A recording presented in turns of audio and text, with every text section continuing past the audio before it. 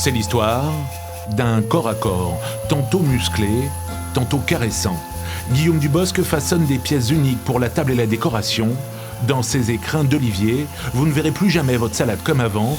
Tout commence au fond du jardin, sous les braillements d'une tronçonneuse. Il faut déjà que maintenant j'estime à peu près quel objet je vais faire pour savoir quelle longueur je vais couper sur le morceau de bois. Vraisemblablement, on va le travailler de cette façon et le saladier sera creusé ici.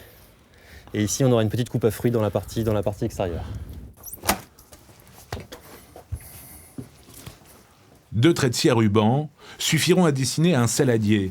Des veines du bois, celles de l'artisan, dans la famille Dubosc, coule la même sève chez eux. L'olivier, c'est presque génétique.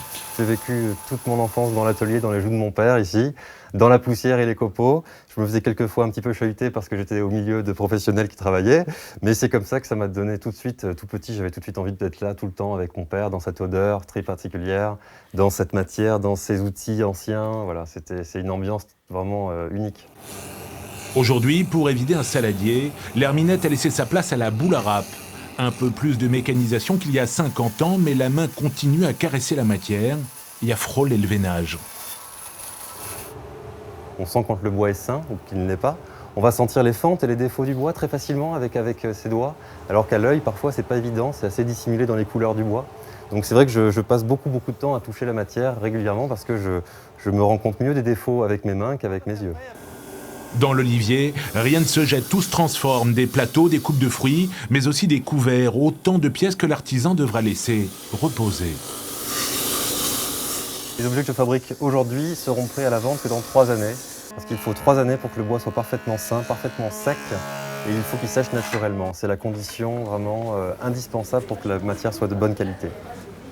Des pièces qui sont vendues dans sa petite boutique de Tourette-sur-Loup, un métier aujourd'hui menacé.